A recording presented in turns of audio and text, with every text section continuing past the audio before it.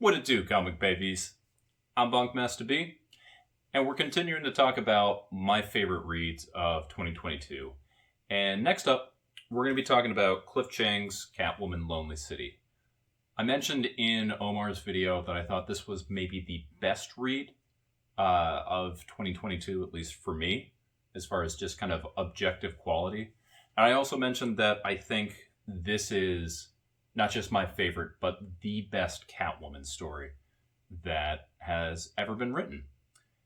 And I've written a few articles about this. You can find way more in-depth coverage over at Comics Are Dope. I've written 2 articles where I kind of sing this book's praises. I absolutely adore this book. I have told everybody who will listen, which is going to be fewer and fewer people with how much I'm talking about this book, that this is amazing. And I want to kind of flesh those out a little bit more and kind of show off the art, and that's what this video is going to be. So let's take a look.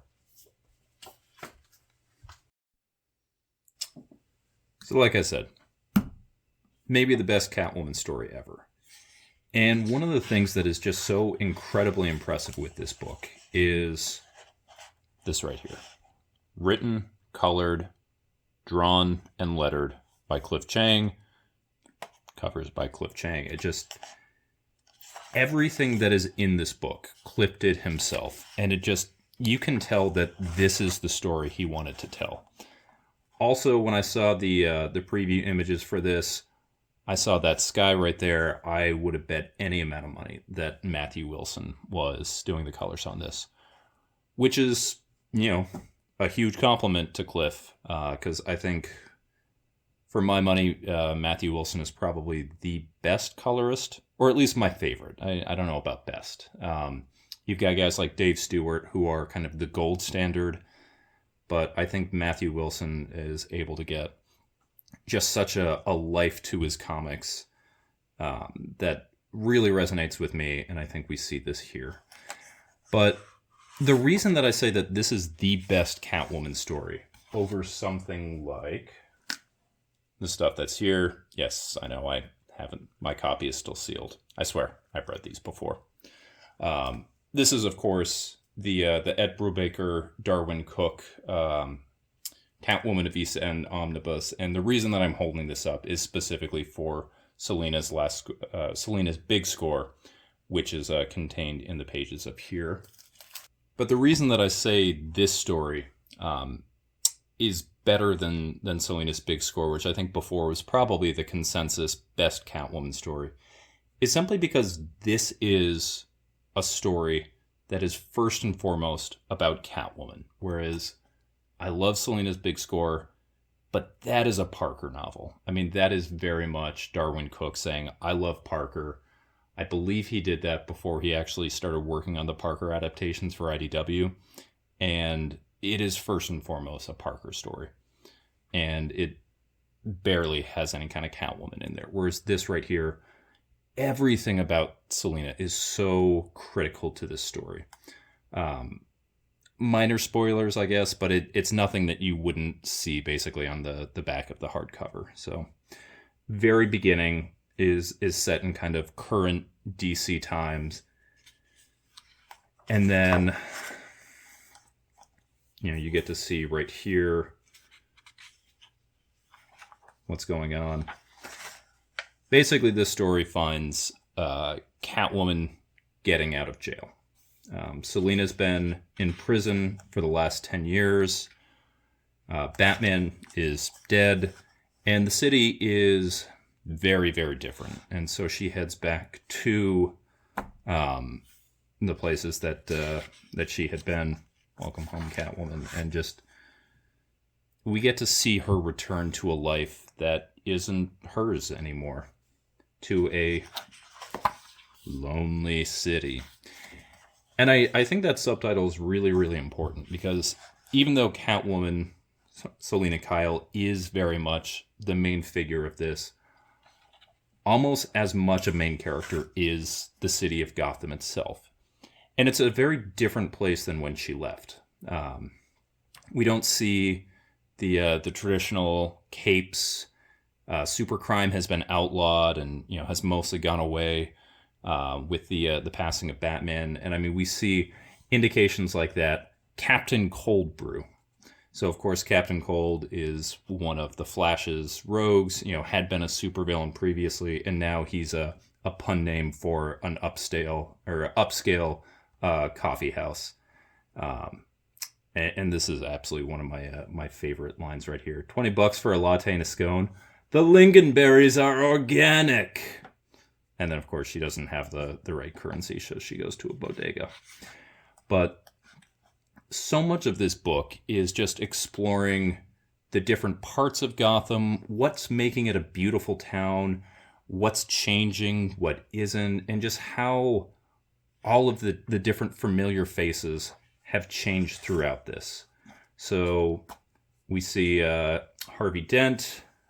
He is 10 years of peace and prosperity after we outlawed all masks. I don't think that's a coincidence. Still looks like Two-Face, but at this point, it's Harvey that is in control. He is the current mayor. He is very much a law and order candidate. And we see the Penguin, now obviously much older. She's going to him for her old connections. Can't do it. Can't be part of her life. And it's just, we get to see so much of, Catwoman not being able to hold on, to leave behind her old life. Even as the city is trying to forget about that time, she's there to remind them that there's something beautiful about that. She goes back to Barbara Gordon. Two of them are, not as different as they may think. And this is one of my absolute favorite places right here. The Stock Pot is the villain bar where all the old timers go together. And this we see my absolute favorite of Killer Croc. I mean, he's the best. It doesn't hurt that he looks exactly like one of my old coaches, and I can't see him as anything but that. But I mean, it's a wonderful book about people who are trying to hold on to the past in a world that's trying to forget about it, in a city that's trying to move on, trying to be something that it's not really. I mean, we see New Gotham is just sort of this cold, banal, gentrifying area versus the city that used to have its history. And sure, it was dirty and crime-ridden, but there was something beautiful about it. And there's a nostalgia that's going on there. And then ultimately, and I mean, I think, again, this is on the back cover.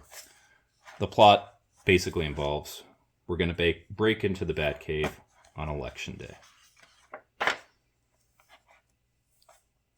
I'll drink to that. To the future. And then what we see through the next few issues is just, your classic heist story of getting the team together and prepping everything. And this book just does such a good job of showing us the most interesting version of Gotham I think I've ever seen. I mean, we've seen your old Victorian, we've seen your crime-ridden, your crime noirs, but this is just, I mean, a lonely city that's stuck between the old and the new, that doesn't have its identity. And this series shows us so many of the familiar rogues from Batman's past, and so many of them that come through here are my favorite versions of those characters. I've already mentioned how the Killer Croc that's in here is my absolute favorite version of him. I don't really want to spoil anything too much more, but suffice to say there's one reunion in here that just made my heart, and I think just everybody else who read it, just swell. And just it's wonderful to see some of these characters moving on, not forgetting who they were, but doing well. Not everyone is stuck in the past. Not everyone is kind of stuck with what they're doing. And it's wonderful to see just how these different characters have gone and them working together for this. But this book, This book is wonderful. I have recommended it time and time again, and everyone I know who has read this has just raved about it. I can't say enough good things about it. Please do yourself a favor. If you have not read this, go out and get it. I think this is the best book of last year, and I don't think that's particularly crazy to say.